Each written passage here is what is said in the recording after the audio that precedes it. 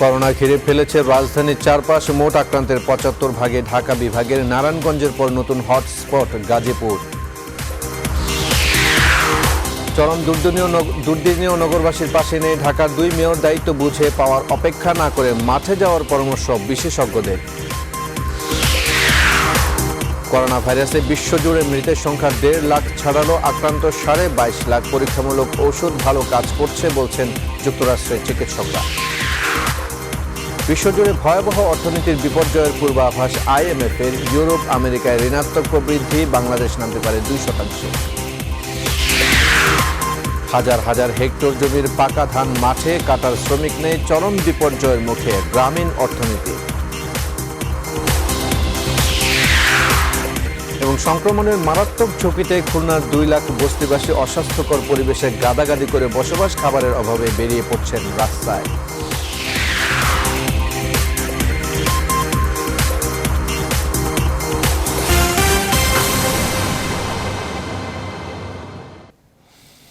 স্বাগত নিউজ 24 দুপুর ১২টার সংবাদের সাথে আছে আমি আফসার উদ্দিন। দেখছিলেন শিরোনাম।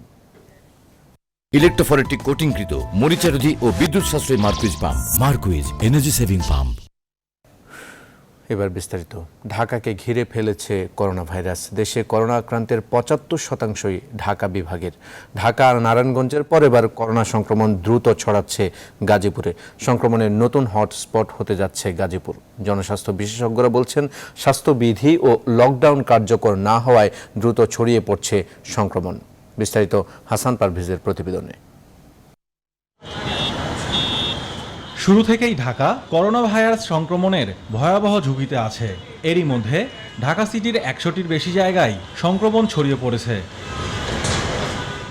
বৃহস্পতিবার স্বাস্থ্য অধিদপ্তরের সর্বশেষ তথ্য অনুযায়ী ঢাকায় আক্রান্ত রোগীর সংখ্যা ৬৩৬ জন, যা মোট আক্রান্তের ৪০%ই ঢাকার বাসিন্দা। ঢাকার সংলগ্ন দ্বিতীয় সর্বোচ্চ রোগী নিয়ে নারায়ণগঞ্জ আক্রান্তের দিক থেকে ঝুঁকিপূর্ণ অবস্থায় আছে। বিদেশ থেকে যারা আসছে তাদের সিংহভাগ ঢাকায়, নারায়ণগঞ্জে, গাজীপুর, তাদের সিংহভাগ যেহেতু তাদের মাধ্যমেই আসছে, সুতরাং স্বাভাবিক কারণেই সেই সংক্রমণগুলো এখানেই হয়েছে। তৃতীয় সর্বোচ্চ করোনা রোগী আছে গাজীপুরে। গত এক সপ্তাহে এ জেলায় শনাক্ত রোগী বেড়েছে প্রায় ১৪ গুণ। গাজীপুরে ১৬ মার্চ প্রথম ইতালি ফেরত এক ব্যক্তির মধ্যে সংক্রমণ ধরা পড়ে। ১০ এপ্রিল আক্রান্ত রোগী বেড়ে হয় ৬ জন। এরপর থেকে রোগীর সংখ্যা আশঙ্কাজনকভাবে বাড়ছে গাজীপুরে। আপনি এই 5টা স্যাটেলাইট শহরকে যদি সাথে নেন, নারায়ণগঞ্জ, গাজীপুর, মুন্সিগঞ্জ, নরসিংদী, মানিকগঞ্জ, তাহলে এটা টোটাল মিলিয়ে, এবং আপনি নিশ্চয়ই খেয়াল করবেন যে আমাদের গাজীপুরে অসংখ্য কারখানা আছে, সেগুলো যদি সাথে নেন তাহলে এটা আসলে বাংলাদেশে একটা বড় এপিসেন্টার হিসেবে দাঁড়িয়ে যেতে পারে। গত কয়েকদিন থেকে ঢাকার চারপাশের জেলাগুলোতেও সংক্রমণ বাড়তে শুরু করেছে।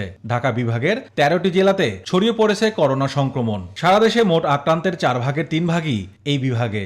বাকি অঞ্চলগুলোতে আমাদের যাতায়াত সীমিত করতে হবে, যথাসম্ভব ঘরে থাকতে হবে, এবং তার পাশাপাশি আমরা ঘরে ঘরে গিয়ে রোগী শনাক্ত করে তাদেরকে চিকিৎসা, তাদের টেস্ট করা এবং তাদেরকে পৃথক করার ব্যবস্থা করতে হবে। সহজ কথা দুটোই, যে আপনাকে আইসোলেশনটা খুব ভালো করে করতে হবে এবং কোয়ারেন্টাইনটা খুব ভালো করে করতে হবে। এটা হলো না ছড়ানোর জন্য। ঢাকা ও নারায়ণগঞ্জ থেকে দেশের বিভিন্ন জায়গায় সংক্রমণ ছড়িয়ে পড়ছে বলে জানিয়েছে স্বাস্থ্য বিভাগ। হাসান পারভেজ, নিউজ 24, ঢাকা। ক্ষুধার্ত ত্রাণ বঞ্চিত নাগরিকদের অভিযোগ, ঢাকার নবনির্বাচিত ২ মেয়রকে পূর্ণাঙ্গভাবে পাশে পাচ্ছেন না তারা। ভোটের আগে দাঁড়ে দাঁড়ে ঘোরা প্রার্থীরা এখন করোনা পরিস্থিতিতে ভোটারদের পাশে নেই। এক পক্ষ বলছেন তারা এখনও দায়িত্ব বুঝে নেননি। বিশ্লেষকরা পাল্টা প্রশ্নে বলছেন, মানুষের জন্য কাজ করতে কি শুধু দায়িত্বের জন্য অপেক্ষা করতে হয়? বিস্তারিত আশিকুর রহমান শ্রাবণের প্রতিবেদনে।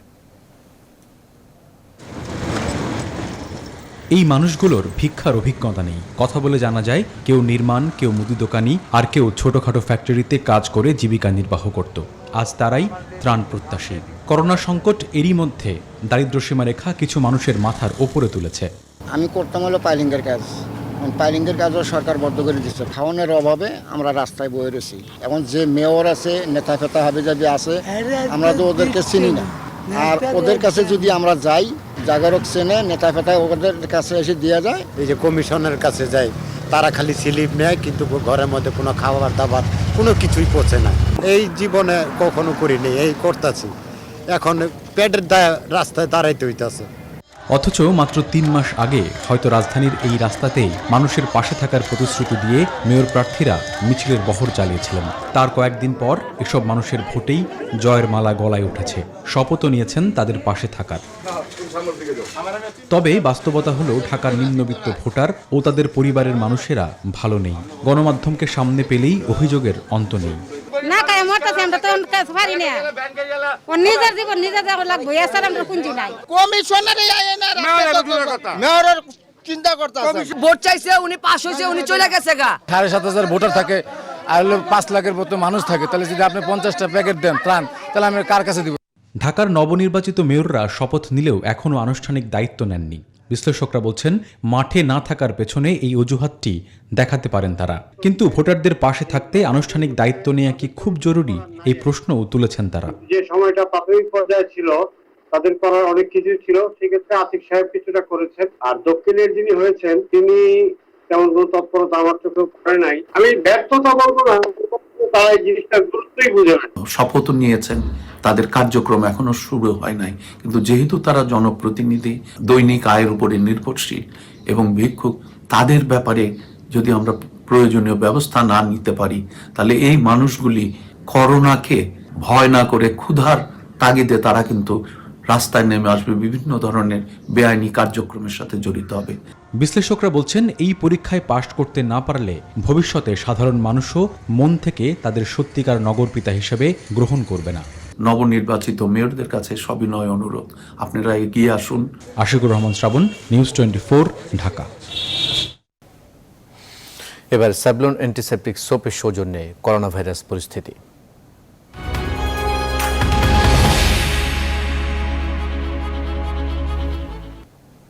শুরুতে বৈশ্বিক প্রসঙ্গ। কোভিড-19-এর প্রাদুর্ভাবে একটি দিনে আরও লম্বা হচ্ছে মৃত্যুর তালিকা। 24 ঘন্টায় নতুন করে 8,653 জনের মৃত্যুতে মোট মৃত্যু এসে দাঁড়িয়েছে 1,54,000-এ। আর এখন পর্যন্ত বিশ্বজুড়ে আক্রান্ত হয়েছে মোট 20,48,000-এর বেশি মানুষ। এর মধ্যে শুধু যুক্তরাষ্ট্র রয়েছে মহামারীর চরম সীমান্তে। শুক্রবারে দেশটিতে নতুন করে 2,500 মানুষের মৃত্যুতে মোট মৃতের সংখ্যা দাঁড়িয়েছে 31,000-এ। আর এখন পর্যন্ত আক্রান্ত হয়েছে 7,09,000-এর বেশি মানুষ। এছাড়া ফ্রান্স, স্পেন, ইতালি ও জার্মানিতে মৃত্যুহার কিছুটা স্থিতিশীল রয়েছে।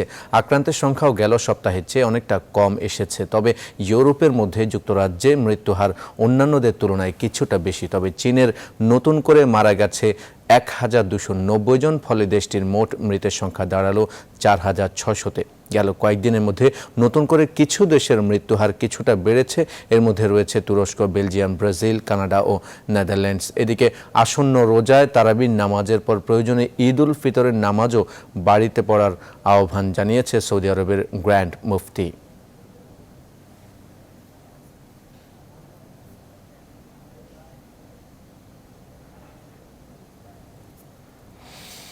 এদিকে কোভিড-19-এর চিকিৎসায় হাইড্রোক্সিক্লোরোকুইন ওষুধের ব্যবহার নিয়ে একই সাথে আশাবাদ ও বিতর্ক চলছে বিশ্বজুড়ে। কোনো পক্ষ করোনা চিকিৎসায় এর কার্যকারিতার বিষয়টি তুললেও এখনও এ নিয়ে অধিকতর গবেষণার প্রয়োজন বলছে চীন। এদিকে আগামী সপ্তাহ থেকেই মানবদেহে করোনার টিকা পরীক্ষা শুরু করবে ব্রিটেন। তবে পরীক্ষার পূর্বেই এরই মধ্যে ভ্যাকসিনের ব্যাপক উৎপাদন শুরু করে দিয়েছে ব্রিটিশ বিজ্ঞানীরা। করোনা মোকাবেলায় ভ্যাকসিনের গুরুত্বের ব্যাপারে উল্লেখ করে বর্তমান পরিস্থিতিতে পুরো সমাজকেই গবেষকদের কাজে সমর্থন দেওয়ার আহ্বান জানিয়েছে বহুজাতিক ই-কমার্স প্রতিষ্ঠান আলিবাবা। নিবিড় আমিনের ডেস্ক রিপোর্ট। বিশ্বের বেশ কয়েকটি দেশে মুমূর্ষু করোনা রোগীর চিকিৎসায় এবং ক্লিনিক্যাল পরীক্ষায় ব্যবহার করা হচ্ছে হাইড্রোক্সিক্লোরোকুইন, যার কার্যকারিতা নিয়ে পাওয়া গেছে ভিন্ন ভিন্ন ফলাফল। তবে এই ওষুধের ব্যাপারে এখনো আরো অনেক গবেষণার প্রয়োজন বলেই সম্প্রতি জানিয়েছেন চীনা বিজ্ঞানীরা। চীনের সাম্প্রতিক এক গবেষণা অনুযায়ী সাধারণ চিকিৎসা ও হাইড্রোক্সিক্লোরোকুইন প্রয়োগ, দুই পদ্ধতিতেই একই রকম সময়ে সুস্থ হচ্ছেন করোনা রোগীরা। বরং ওষুধটি প্রয়োগে কখনো কখনো সৃষ্টি হচ্ছে পার্শ্ব প্রতিক্রিয়ার। এরই মধ্যে বেশ কয়েকটি প্রাণীর উপর কোভিড-19 টিকা প্রয়োগ করে আশার আলো দেখতে পেয়েছেন ব্রিটিশ বিজ্ঞানীরা। ফলে আগামী সপ্তাহেই মানুষের উপর ভ্যাকসিনের পরীক্ষা শুরুর সিদ্ধান্ত নিয়েছেন অক্সফোর্ড বিশ্ববিদ্যালয়ের গবেষক দল। তবে গুরুত্বপূর্ণ তথ্য হচ্ছে, পরীক্ষার আগে থেকেই ব্যাপক হারে টিকা উৎপাদনে লেগে পড়েছেন ব্রিটিশ গবেষকরা। তারা জানান, আগামী সেপ্টেম্বরের মধ্যেই প্রস্তুত হয়ে যাবে করোনা টিকার 10 লাখ ডোজ। এদিকে মহামারীর এই ক্রান্তিকালে টিকা উৎপাদনের ক্ষেত্রে গবেষকদের প্রতি পূর্ণ সমর্থনের আহ্বান জানিয়েছেন বহুজাতিক টেক জায়ান্ট কোম্পানি আলিবাবার প্রতিষ্ঠাতা জ্যাক মা। সমাজের পূর্ণ সমর্থনেই দ্রুততার সাথে কেটে যাবে এই প্রাদুর্ভাব, এমনটাই জানিয়েছেন তিনি। নিবির আমিন, নিউজ 24। আবারও দেশের পরিস্থিতি। নানা চেষ্টার পরও সামাজিক দূরত্ব নিশ্চিত করা যাচ্ছে না। সড়কগুলোতে কিছুটা নিশ্চিত করা গেলেও সবচেয়ে বেশি ঝুঁকিপূর্ণ হয়ে উঠেছে বাজারগুলো। তবে আইনশৃঙ্খলা বাহিনী সর্বোচ্চ চেষ্টা করছে সামাজিক দূরত্ব নিশ্চিত করার। এ বিষয়ে বিস্তারিত জানাতে মিরপুর, মুগদা ও আশুলিয়া বাজার থেকে যুক্ত হচ্ছেন সহকর্মী তালুকদার বিপ্লব, আলী তালুকদার ও নাজমুল হুদা। শুরুতেই মিরপুর থেকে যুক্ত হচ্ছেন সহকর্মী তালুকদার বিপ্লব। নানা চেষ্টার পরও বাজারগুলোতে সামাজিক দূরত্ব নিশ্চিত করা যাচ্ছে না কেন? কি দেখছেন আসলে সরজমিনে?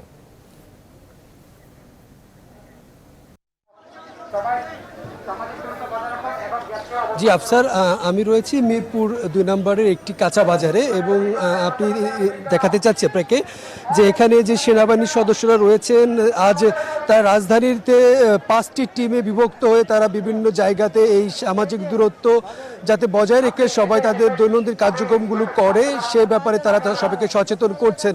এবং এই 2 নম্বরে যে কাঁচা বাজারটি রয়েছে, এখানে সেনাবাহিনীর যে সদস্য রয়েছেন, এই সদস্যরা তাদের সর্বাত্মক চেষ্টা করছে আসলে মানুষের মধ্যে সামাজিক যে দূরত্ব বজায় রেখে তাদের দৈনন্দিন কেনাকাটা করার জন্য।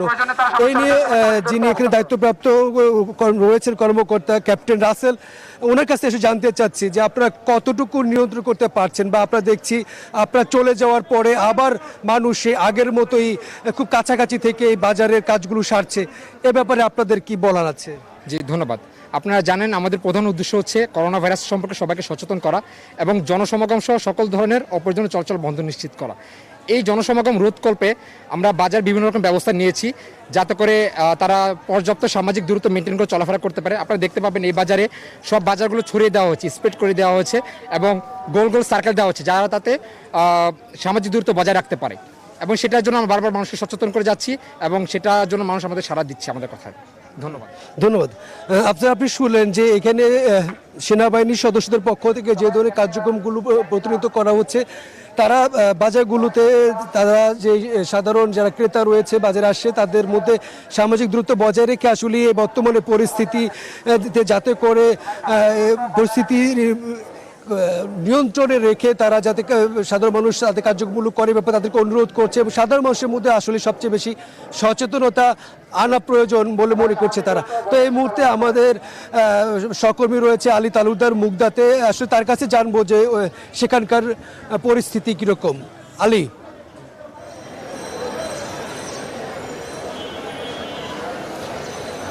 ধন্যবাদ বিপ্লব। আপনি মিরপুরের যে বাজারের কাঁচা বাজারের যে তথ্য আমাদেরকে জানাচ্ছিলেন, তো আমি মুগদা একটি কাঁচা বাজারে অবস্থান করছি। এখানকার চিত্র বলা চলে যে পুরো বিশ্ব যেখানে করোনা নিয়ে আতঙ্কিত এবং সবাই যেখানে সতর্ক অবস্থানে রয়েছে, এই এলাকার যারা বাসিন্দারা রয়েছেন তাদের দেখলে বোঝা যাচ্ছে যে তারা কেউই আসলে এই প্রকোপ করোনার যে কতটা ঝুঁকিপূর্ণ সেই বিষয় কিন্তু তাদের কাছে বোধগম্য না বলেই কিন্তু মনে হচ্ছে। এখানকার কিছুক্ষণ আগে এখানকার কাউন্সিলর তার সাথে কথা বলেছি যে একটি সামাজিক দূরত্ব বারবার সরকারের পক্ষ থেকে বলা হয়েছে যে সেটা মেনে চলার জন্য, কিন্তু কেউই এই দূরত্ব মানছে না। তো এই বিষয় সম্পর্কে তিনি আমাদেরকে জানান যে প্রচুর ঘনবসতিপূর্ণ এই মুগদা মান্ডা এলাকা, সেখানে যারা আশপাশের বাসিন্দারা রয়েছেন এই বাজারটিকেই তারা মূল বাজার, এখানে তারা বাজার করতে আসেন, কিন্তু যে সামাজিক যে দূরত্ব সেই দূরত্ব কেউই মানছেন না বলে তিনি তার যে একদিকে অপারগতা এবং ব্যর্থতার কথা তিনি স্বীকার করেন যে যখনই তিনি মাঠ পর্যায়ে কাজের জন্য মাঠে নামেন তখনই সাধারণ জনগণের মধ্যে এক ধরনের সতর্কতা দেখা যায়, কিন্তু এরপরে আর কেউই সেই সতর্কগুলো মানছেন না। তো একদিকে জনগণকেও তিনি আহ্বান করছেন যে এই সতর্কতার ভাবে এই বাজার করার জন্য কিন্তু কেউ সেই বিষয়গুলো মানছেন না। এই বিষয়গুলো তিনি বারবার আমাদের কাছে বলেছেন। এছাড়া সাধারণ যারা মানুষ যারা এই বাজারে কেনাকাটা করতে এসেছেন তাদের কাছেও জানতে চেয়েছি যে সরকারের পক্ষ থেকে কিন্তু বারবার বলা হচ্ছে যে সামাজিক যে দূরত্ব সেই দূরত্বটা বজায় রাখার জন্য যদি কেনাকাটা করতে আসলেও যে একটি নির্দিষ্ট সীমানার মধ্যে থাকার সেই বিষয়গুলো কিন্তু তাদেরকে বলেছি, কিন্তু কেউই কিন্তু সেই বিষয় সম্পর্কে অবগত না। তারা সবাই কিন্তু একসাথেই এই বাজারে জড়ো হয়ে তারা এইখানে কেনাকাটা করছেন। তো সাভার আশুলিয়ায় রয়েছেন আমাদের আরেক প্রতিনিধি নাজমুল হুদা, আমরা সেখানে চলে যাব। নাজমুল।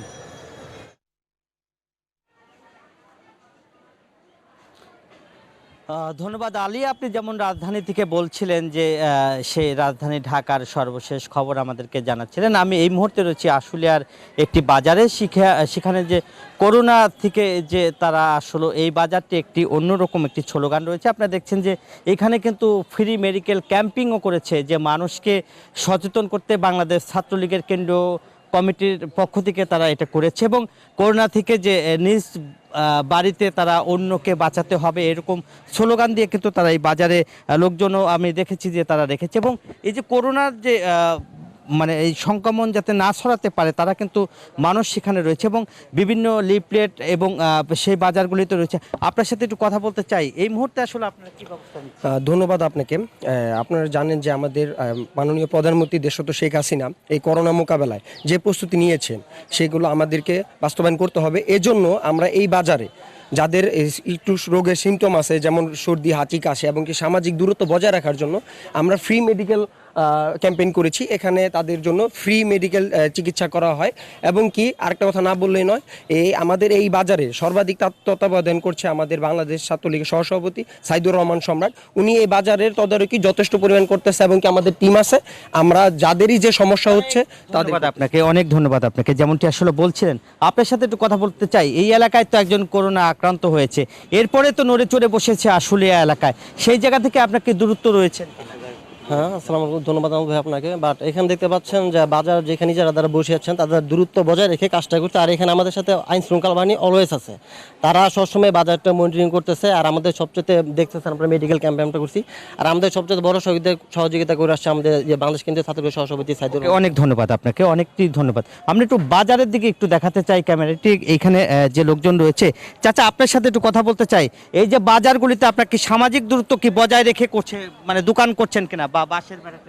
হ্যাঁ, আমরা এখানে আমাদের সাইদুর রহমান সম্রাট ভাই আমাদের এখানে বাজার দিছে, তার লোকজন দিয়ে সবসময় এখানে আমাদের সিরিয়াল বাই সিরিয়াল দোকান সামাজিক দূরত্ব বজায় রেখে এবং প্রতি মিনিটে অনেক ধন্যবাদ আপনাকে, অনেক ধন্যবাদ। যেমনটি আসলে বলছিলেন, এইখানে যে যারা বাজারে রয়েছে এবং তারা কিন্তু আপনি দেখছেন যে বাজারটি আপনি দেখছেন যে অনেক লোকজন রয়েছে, এবং সামাজিক যে দূরত্ব তারা আসলে কতটি বজায় রেখে কাজ করছে সেটা কিন্তু আসলে আপনাদের ক্যামেরার মাধ্যমে একটু দেখানোর চেষ্টা করেছি। এই ছিল আমার কাছে সর্বশেষ। আমি এখন চলে যাচ্ছি স্টুডিওতে। আফসার। নাজমুল, আপনাকে ধন্যবাদ। এবার হেক্সাল হ্যান্ড স্যানিটাইজারের সৌজন্যে করোনা ভাইরাস পরিস্থিতির আরও খবর।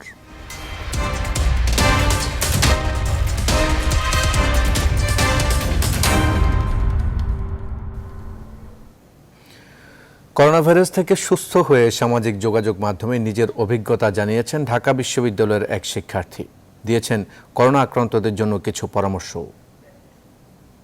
স্ট্রেচিং করতাম, শারীরিক ব্যায়াম যতটুকু সম্ভব বাসায় পুশ আপ দেয়া কিংবা স্ট্রেচিং করা, এই জিনিসগুলো একটু মেনটেন করতাম। প্রতি 1 ঘন্টা পর পর যতটুকু সম্ভব গরম পানি আপনার গলাতে নিতে পারেন, যতটুকু সহ্য করতে পারেন ততটুকু গরম পানি খাওয়া। এবং আমি সেটা 1 ঘন্টা পরপরই হচ্ছে 1 গ্লাস 2 গ্লাস করে শুধু গরম পানি খেতাম। 1 ঘন্টা পর পর সাবান দিয়ে হাত ধোয়া, সাবান পানি দিয়ে হাত ধোয়া অন্তত 20 সেকেন্ড সময় নিয়ে, যেটা আমি সবসময় করেছি। এই বাসায় আবদ্ধ থাকা অবস্থায় সবসময় সাবান দিয়ে হাত ধুতাম। খাবারের কথা যদি বলি, যে আপনি সব রকম খাবার খেতে পারবেন, যেটা আইসিডিআর থেকে আমাকে বলেছে যে খাবার নিয়ে কোনো প্রবলেম নেই, যে কোনো খাবার খেতে পারেন, তবে তার মধ্যে ভিটামিন সি গুলো রাখাটা ভালো। করোনা আতঙ্কে নৌপথে মানুষের ফেরার ঠেকাতে নৌপথে নজরদারি বাড়িয়েছে নৌপুলিশের ডিআইজি মোহাম্মদ আতিকুল ইসলামের নির্দেশে 19টি জাহাজ মোতায়েন করা হয়েছে। লকডাউনের মধ্যেও যারা আইন ভঙ্গ করছে তাদের বিভিন্নভাবে শাস্তি দেওয়া হচ্ছে। মুন্সিগঞ্জ ঘুরে এসে আরও জানাচ্ছেন মৌ খন্দকার। ক্যামেরায় ছিলেন মোফাজ্জল হোসেন বাবলু। চলমান মহামারী করোনা ভাইরাসে বিপর্যস্ত সারা দেশ। চাঁদপুরকে নিরাপদ ভেবে আশ্রয় নিতে নৌপথে ছুটে যাচ্ছেন আশপাশের জেলার অনেকেই। এমন পরিস্থিতিতে সড়ক পথে টহল দিয়েও সামাল দিতে হিমশিম খাচ্ছে আইন শৃঙ্খলা রক্ষাকারী বাহিনী। রাজধানী ঢাকা এবং নারায়ণগঞ্জে করোনা ভাইরাসে আক্রান্ত রোগীর সংখ্যা এখন পর্যন্ত বেশি। এই কারণে আতঙ্কে নারায়ণগঞ্জ ও রাজধানী থেকে অনেকেই গ্রামের বাড়ি যাওয়ার চেষ্টা করছেন। এবার নৌপথে পালানো ঠেকাতে নৌ পুলিশ 19টি জাহাজ মোতায়েন করেছে। জীবিকা নির্বাহের অজুহাত দেখিয়ে লকডাউন অমান্য করে অনেকেই বের হচ্ছে। নদীর ওপার গেছে আমার বন্ধুদের সাথে দেখা করে কিছু টাকা সাহায্য দিয়ে আমরা আইসা করছি। নৌপথেও করোনার ঝুঁকি নিয়ে কাজ করছে নৌ পুলিশের সদস্যরা। আমরা সর্বোচ্চ চেষ্টা করতেছি যে আমরা এই নদীপথটাকে সুরক্ষিত রাখতে পারি। আমরা সাধারণ জনগণদেরকে অনুরোধ করছি যাতে এই অবস্থার মধ্যে কেউ যাতে বাসা থেকে বের হয়ে না হয়। এদিকে জাহাজগুলোর পাশাপাশি স্থানীয়ভাবে নৌ পুলিশ স্টেশনের স্পিড বোটগুলো নিজস্ব জনবল নিয়ে কাজ করছে। নারায়ণগঞ্জ জেলা থেকে অনেক সংবাদ আছে, তারা যাওয়ার চেষ্টা করে। এজন্য আমরা জোরদার পেট্রোল ক্রস পেট্রোল অব্যাহত রেখেছি, যাতে কোনো কর্মী তারা নদীপথ ব্যবহার করে কোথাও যেতে না পারে। নৌ পুলিশ কর্মকর্তারা বলছেন, যারা নিয়ম ভেঙে নদীতে যাতায়াতের চেষ্টা করছে তাদের বিরুদ্ধে আইনগত ব্যবস্থা গ্রহণ করা হবে। লকডাউন কেউ মানছেন না, সেই জন্যই আমরা এই কঠোর ব্যবস্থা নিয়েছি। আমাদের মাননীয় ডিআইজি স্যারের নির্দেশে কঠোরভাবে আমরা এটা নিয়ন্ত্রণ করছি। আমরা এই জাহাজের 24 ঘন্টার জন্য আমাদের মনিটরিং ব্যবস্থা রেখেছি, এখানে অফিসাররা আছে। কেউ যেন ঘাট এলাকায় অকারণে ঘুরে না বেড়ায়, এই বিষয়গুলো নজরদারি করছে নৌ পুলিশ। মাঠে কাজ করছে সশস্ত্র বাহিনী, আইন শৃঙ্খলা বাহিনী, আর নৌপথে কাজ করছে নৌ পুলিশ। করোনা না থামা পর্যন্ত নৌ পুলিশের এই অভিযান অব্যাহত থাকবে। মৌ খন্দকার, নিউজ 24, গজারিয়া, মুন্সিগঞ্জ। মৎস্য ও হ্যাচারি শিল্পের জন্য বিখ্যাত ময়মনসিংহ জেলা, কিন্তু করোনার থাবা কেড়ে নিয়েছে তাদের জীবন ও জীবিকা। পরিবহন বন্ধ থাকায় ভরা মৌসুম শুরু হওয়ার পরও হ্যাচারিগুলোতে নেই ডিম ফোটানোর তোড়জোড়। ফলে এবছর দেশের সার্বিক মৎস্য উৎপাদনে ধস নামতে পারে বলে মনে করছেন এই খাত সংশ্লিষ্টরা। এ বিষয়ে বিস্তারিত জানাতে ময়মনসিংহ থেকে যুক্ত হচ্ছেন সৈয়দ নোমান। নোমান, কৃত্রিম প্রজননের মাধ্যমে মাছের পোনা উৎপাদনের মৌসুম শুরু হয়ে গেছে। এই সময়ে উৎপাদিত পোনাই সারা বছর দেশের মাছের চাহিদা পূরণ করে থাকে। করোনা থাবায় এবারের পরিস্থিতি কি দেখছেন, কি বলছেন মৎস্য চাষিরা?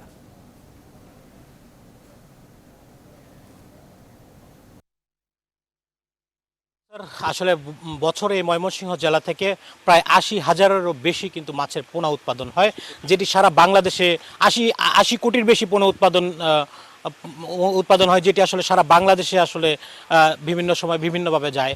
আর এইবার আসলে করোনার প্রভাব কিন্তু এইবার পড়তে শুরু করেছে এই ময়মনসিংহে, এবং পরিবহন ব্যবস্থা না থাকায় আসলে এখন অনেকগুলো হ্যাচারিও আসলে বন্ধ হওয়ার পথে, এবং অনেকগুলো বন্ধ হয়ে গিয়েছে।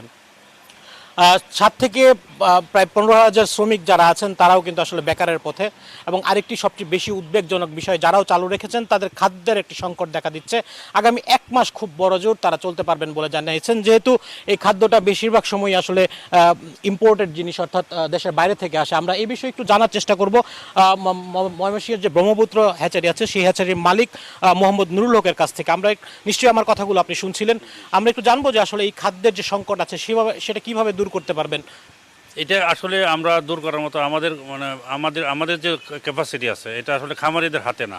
যেমন যারা মাছের খাদ্য উৎপাদন করে বা তৈরি করে, যারা ইন্ডাস্ট্রিয়ালিস্ট, তারা র মেটেরিয়ালসগুলো কিন্তু অধিকাংশ কাঁচামালগুলো কিন্তু বিদেশ থেকে আমদানি করতে হয়, বিশেষ করে সয়াবিন, ভুট্টা, ফিশ মিল। বাংলাদেশে তো এইগুলির যোগান নাই। তো এখন আমরা চিন্তা করতেছি এবং বিভিন্ন ফ্যাক্টরির সাথে আমরা আলাপ করছি, তারা বলতেছে যে আমাদের যে স্টক আছে এই স্টক নিয়ে খুব বেশি দিন আমরা চালাইতে পারবো না। এটা কন্টিনিউ যদি আমদানি, এটা একটা প্রসেস হলো যে কন্টিনিউ আমদানি হইতে থাকে, প্লাস তারা খাদ্য বানাইতে থাকে এবং আমাদের কাছে পৌঁছায় দেয়। এটা কিন্তু একটা চেইনের মতো, যে বিদেশ থেকে র মেটেরিয়ালস আমদানি হচ্ছে, আমাদেরকে প্লেট বানায় আমাদেরকে দিচ্ছে, আমরা ব্যবহার করছি।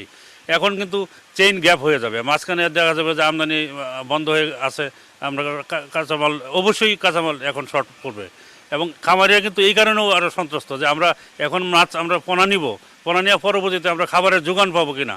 গত বছরে একটা ট্রাবল হয়েছিল যে খাবার পাওয়া গেছে না, কিছু মানে পাবদা মাছের খাবারটা একটু শর্ট হয়েছিল। তো এই আতঙ্কটা এবং ভয়টা কিন্তু খামারের মধ্যে এখনও আছে কিন্তু। এবং এটা আসলে বাস্তবে কি, কারণ আমদানি যদি বন্ধ থাকে এই কাঁচামালে, তাহলে এই যে যোগান কোথেকে দিবে? এত বিশাল খাদ্য লাগে। ধন্যবাদ আপনাকে নুরুল হক।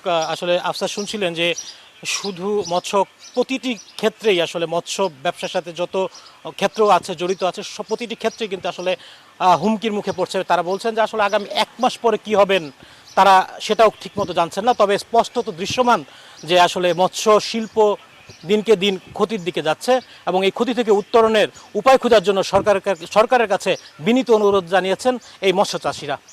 আফসার, ফিরছি আপনার কাছে। নোমান, আপনাকে ধন্যবাদ। নোমান যুক্ত হয়েছিলেন আমাদের মৎস্য চাষিদের দুর্দিনের অবস্থা তিনি জানাচ্ছিলেন। বিশ্বজুড়ে করোনা ভাইরাসের করাল গ্রাসে স্থবির হয়ে পড়ছে অর্থনীতি। গোটা বিশ্বেই আর্থিক প্রবৃদ্ধির হার ব্যাপক হারে কমেছে। কোথায় গিয়ে দাঁড়াতে পারে বৈশ্বিক অর্থনীতি তার একটি চিত্র তুলে ধরেছে আন্তর্জাতিক অর্থ তহবিল IMF। বিভিন্ন দেশের সার্বিক অবস্থা পর্যালোচনা করে তাদের জিডিপি প্রবৃদ্ধির হার প্রকাশ করেছে সংস্থাটি, যাতে দেখা যায় যুক্তরাষ্ট্র ও ইউরোপের চেয়ে তুলনামূলকভাবে বাংলাদেশের জিডিপির প্রবৃদ্ধির হার কিছুটা কম। নাহিদ জিহানের ডেস্ক রিপোর্ট। বিশ্ব মহামারীর ফলে বিভিন্ন দেশে লকডাউন আর জরুরি অবস্থার জেরে বন্ধ হয়ে গেছে সব ধরনের যোগাযোগ ও বাণিজ্যিক কর্মকাণ্ড, যার ফলে প্রতিটি দেশকেই গুনতে হচ্ছে বড় ধরনের অর্থনৈতিক ক্ষতি। 2019 সালে কোন দেশের আর্থিক বৃদ্ধির হার কেমন ছিল এবং 2020 ও 21 সালে তা কেমন হতে পারে তার একটি আগাম পূর্বাভাস দিয়েছে ইন্টারন্যাশনাল মনিটারি ফান্ড। তাদের হিসেবে দেখা গেছে উন্নত ও উন্নয়নশীল অধিকাংশ দেশেরই চলতি বছর ঋণাত্মক বৃদ্ধির সম্ভাবনা রয়েছে। উন্নত দেশের মধ্যে যুক্তরাষ্ট্রে 2019 সালে জিডিপি ছিল 2.3%, আর 2020 সালে সেই হার হতে পারে -5.9%। তবে 2021 সালে তা বৃদ্ধি পেয়ে হতে পারে 4.7%। একইভাবে প্রবলভাবে করোনা আক্রান্ত ইউরোপীয় ইউনিয়নের দেশ ইতালি, ফ্রান্স ও স্পেনের অর্থনীতিতেও ভয়াবহ নেতিবাচক প্রভাব পড়েছে। 2019 সালে প্রবৃদ্ধি ছিল 1.2%, আর 2020 ও 21 সালে পূর্বাভাসে বলা হয়েছে জিডিপি হতে পারে যথাক্রমে -7.5 ও 4.7%। এদিকে এশিয়ার মধ্যে জাপান ও পাকিস্তানে 2019-এর তুলনায় চলতি বছর জিডিপির প্রবৃদ্ধি ঋণাত্মক মাত্রায় পৌঁছতে পারে। 2021-এ তা আবার বাড়তে শুরু করবে। তবে ভিন্ন চিত্র দেখা গেছে চীন, ভারত ও বাংলাদেশের জিডিপির ক্ষেত্রে। চীনের জিডিপি 2019-এর তুলনায় কিছুটা কমলেও তা ঋণাত্মক মাত্রায় যাচ্ছে না। একইভাবে ভারতে গেল বছরের 4.2 থেকে নেমে চলতি বছর 1.9% আসতে পারে, আবার 7.4% বেড়ে দাঁড়াতে পারে আগামী বছর। আর এক্ষেত্রে সবচেয়ে ইতিবাচক অবস্থানে রয়েছে বাংলাদেশ। 2019 সালে জিডিপি ছিল 7.9, চলতি বছর তা নেমে 2 এবং 2021 সালে 9.5% উন্নীত হতে পারে বলে জানিয়েছে আন্তর্জাতিক অর্থ তহবিল। নাহিদ জিহান, নিউজ 24। করোনা সংক্রমণের মারাত্মক ঝুঁকিতে খুলনার 2 লাখ বস্তিবাসী। ছোট্ট জায়গায় অস্বাস্থ্যকর পরিবেশে গাদাগাদি করে বসবাস করা এসব মানুষের কাছে ব্যক্তিগত স্বাস্থ্য সুরক্ষার বিষয়টি একেবারেই উপেক্ষিত। বর্তমান বাস্তবতায় এই বিশাল সংখ্যক জনগোষ্ঠীকে ঘরে রাখতে প্রয়োজনীয় খাদ্য সহায়তার পাশাপাশি স্যানিটেশন সুবিধা নিশ্চিতের তাগিদ দিচ্ছেন বিশ্লেষকরা। শামসুজ্জামান শাহিনের তথ্য ও ছবিতে ডেস্ক রিপোর্ট। ছোট্ট জায়গায় একসাথে গাদাগাদি করে অসংখ্য মানুষের বসবাস। একটি টয়লেটের অন্তত 50 জন ব্যবহারকারী, যেখানে সঙ্গ নিরোধ বা শারীরিক দূরত্ব বিলাসিতা ছাড়া আর কিছুই নয়। খুলনার খালিশপুর হাউজিং নিউ কলোনির চারপাশে অসংখ্য বস্তি। মূলত নিম্ন আয়ের শ্রমজীবী মানুষের বসবাস এসব বস্তিতে। অস্বাস্থ্যকর পরিবেশে একই জায়গায় চলে রান্নাবান্না, গোসল ও নিত্যদিনের অন্যান্য কাজকর্ম। সঠিক স্বাস্থ্যবিধি সম্পর্কিত জ্ঞান ও পরিষ্কার পরিচ্ছন্নতার অভাবে করোনা সংক্রমণের মারাত্মক ঝুঁকিতে এসব বস্তির বাসিন্দারা। একই বাস্তবতা নগরীর অন্যান্য বস্তিগুলোরও। খাবার কষ্ট, পানির কষ্ট, বাথরুম করি ডেরেঙ্গে। আমাদের এই জায়গায় 150 পরিবার আছে, পানির কোনো ব্যবস্থা নাই। খাবার জন্য পানির সমস্যা, পানির একটা কল নাই। বস্তিগুলোতে স্যানিটেশন সুবিধা নিশ্চিতে কয়েকটি বেসরকারি সংস্থা কাজ করলেও তা প্রয়োজনের তুলনায় একেবারেই অপ্রতুল। বিশ্লেষকরা বলছেন, মৌলিক চাহিদাই যেখানে অনিশ্চিত, সেখানে ব্যক্তিগত সুরক্ষার বিষয়টি একেবারেই উপেক্ষিত। এমন ঘনবসতিপূর্ণ এলাকায় একবার করোনা ছড়িয়ে পড়লে পরিস্থিতি নিয়ন্ত্রণের বাইরে চলে যাবে। এখানে সেমি-টিউবওয়েল দিচ্ছি স্লাম এরিয়াতে, আর বাথরুম আর স্যানিটেশন দিচ্ছি, তাহলে অ্যাটলিস্ট এনভায়রনমেন্টটা আমরা ভালো করতে পারি। ঘনবস্তিপূর্ণ এলাকা এবং সেখানে পয় প্রণালী, পরিষ্কার পরিচ্ছন্নতা, ড্রেনেজের ব্যবস্থার অপ্রতুলতা থাকার কারণে সেখানে করোনার সম্ভাবনা খুবই বেশি। নগরীর বস্তিগুলোতে পরিকল্পিত বাসস্থান ও পয়ঃনিষ্কাশন ব্যবস্থা নিশ্চিতে আবারও আশ্বাস দিলেন সিটি মেয়র তালুকদার আব্দুল খালেক। সয়ারেজের জন্য বহু 400 টাকা ওয়ার্কশপ পাইছে, সেটা আমাদের কাজ শুরু হবে 9 ফুট পর্যন্ত আমরা করবো এবং এই যে ফেসটা খালিশপুরে প্রথম শুরু। খুলনা মহানগরীর ছোট বড় কয়েকশো বস্তিতে অন্তত 2 লাখ মানুষের বসবাস। Desk report, news 24। এবার কৃষির খবর। করোনা আতঙ্কের মধ্যে সুনামগঞ্জ হাওর অঞ্চলের ধান কাটতে শুরু করেছেন কৃষকরা। প্রতি বছর দেশের বিভিন্ন জেলা থেকে ধান কাটতে কয়েক লাখ শ্রমিক আসলেও করোনার কারণে এবার চিত্রটা ভিন্ন। শ্রমিক সংকটের মধ্যেও কষ্টে ফলানো সোনার ফসল ঘরে তুলতে ব্যস্ত সময় পার করছেন কৃষক কৃষানীরা। তবে আগাম বন্যার আশঙ্কায় কৃষকদের দ্রুতই ধান কাটা শেষ করতে পরামর্শ দিয়েছেন কৃষি বিভাগ। মোহাম্মদ বুরহানুদ্দিনের তথ্যচিত্রে ডেস্ক রিপোর্ট। বছরে একটিমাত্র ফসল বোরো ধান ঘিরেই হাওর অঞ্চলের মানুষের যত স্বপ্ন। সুনামগঞ্জের বেশিরভাগ ক্ষেতের ধানই পাকতে শুরু করেছে। এ কারণেই করোনা আতঙ্কের মধ্যেই সোনালী ধান ঘরে তুলতে ব্যস্ত সময় পার করছেন কিষানীরা। তবে প্রয়োজনের তুলনায় শ্রমিক সংকটের কারণে সময় মতো ফসল ঘরে তোলা নিয়ে উদ্বিগ্ন তারা। ফসল পাওয়ার পরে তো আমরা ওই যে খাট্টা পাইরাম না, ব্যাপারী পাইরাম না, কিছু পাইরাম না, রাস্তাঘাটে যে দিন মাদান খারাপ এর মাঝে একটা রোগে যে আক্রান্ত হয়েছে, এই ধরনের আমরা তো খুব কষ্টের মাঝে আছি। সামনে দিয়ে হইতেছে বৃষ্টিপাতের দিন, বান তুফানের দিন, আমরা মানুষ পাইতেছি না, আমরা সামনে দিয়ে ধান হাঁটতে পারবো কিনা এটা বলতে পারি আমরা।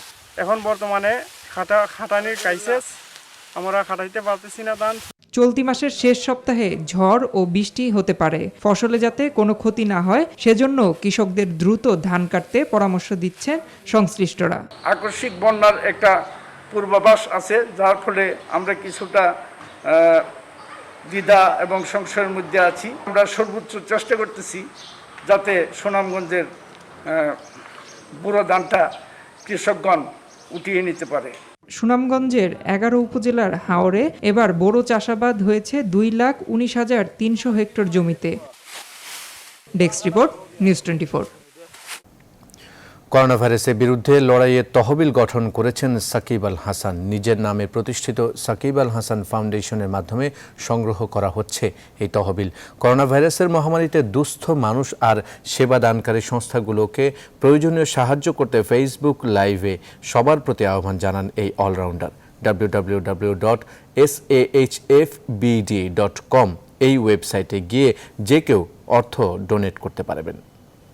আমার মনে হয় আন্ডার প্রিভিলেজ যারা মানুষ আছে তাদের জন্য, এবং স্পেশালি আমাদের যারা ফ্রন্ট লাইনে এখন যারা আছেন, যারা সেবাদান করছেন, ডক্টর, নার্স, তাদেরকে যদি কোনোভাবে আমরা পিপি সরবরাহ করতে পারি কিংবা অন্যান্য মাস্ক আপনাদের এই কন্ট্রিবিউশনের মাধ্যমে, আমার মনে হয় যে আমরা সবাই আসলে যখন এই যুদ্ধে জয়ী হতে পারবো, সবাই নিজের জায়গা থেকে একটা স্যাটিসফ্যাকশন অনুভব করব যে হ্যাঁ, আমি এই যুদ্ধে নিজের কিছু কন্ট্রিবিউশন করতে পেরেছি।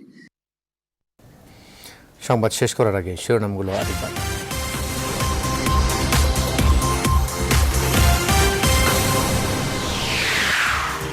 করোনা ঘিরে ফেলেছে রাজধানীর চারপাশ। মোট আক্রান্তের 75 ভাগে ঢাকা বিভাগের নারায়ণগঞ্জের পর নতুন হটস্পট গাজীপুর।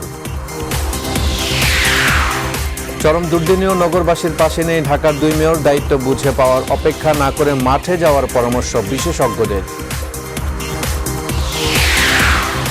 করোনা ভাইরাসে বিশ্বজুড়ে মৃতের সংখ্যা 1.5 লাখ ছাড়ালো। আক্রান্ত 22.5 লাখ। পরীক্ষামূলক ঔষধ ভালো কাজ করছে বলছেন যুক্তরাষ্ট্রের চিকিৎসকরা। বিশ্বজুড়ে ভয়াবহ অর্থনৈতিক বিপর্যয়ের পূর্বাভাস IMF এর। ইউরোপ আমেরিকায় ঋণাত্মক প্রবৃদ্ধি, বাংলাদেশ নামতে পারে 2%। হাজার হাজার হেক্টর জমির পাকা ধান মাঠে, কাটার শ্রমিক নেই, চরম বিপর্যয়ের মুখে গ্রামীণ অর্থনীতি। এবং সংক্রমণের মারাত্মক ঝুঁকিতে খুলনার 2 লাখ বস্তিবাসী অস্বাস্থ্যকর পরিবেশে গাদাগাদি করে বসবাস, খাবারের অভাবে বেরিয়ে পড়ছেন রাস্তায়। এই ছিল এখনকার মতো। সাথে থাকায় ধন্যবাদ সবাইকে।